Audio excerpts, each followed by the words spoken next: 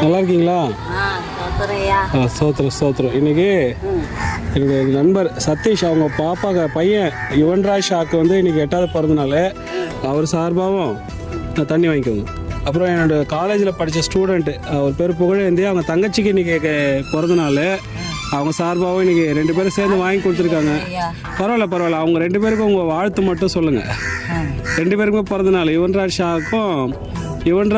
ஷாக்கும் வளர்மதிக்கு நீ பிறந்தனால உங்கள் வாழ்த்து மட்டும் ஒன்று சொல்லுங்கள். அது சந்தோஷம் அவங்களுக்கு.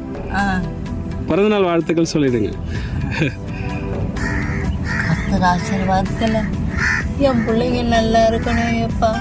ஆண்டவரே, கர்த்தரே, இயேசுவே, அவங்க நல்லா இருக்கணும். இன்னைக்கு பிறந்த நாள் அவங்க 100 ஆயுசு வரைக்கும் இருக்கணும் எப்பா. என் ஆயுசு கூட போட்டுக்கணும். அவங்க நல்லா இருக்கணும் ஆண்டவரே. நீ தான் அவங்களுக்கு தயவு பண்ணணும் ஆண்டவரே.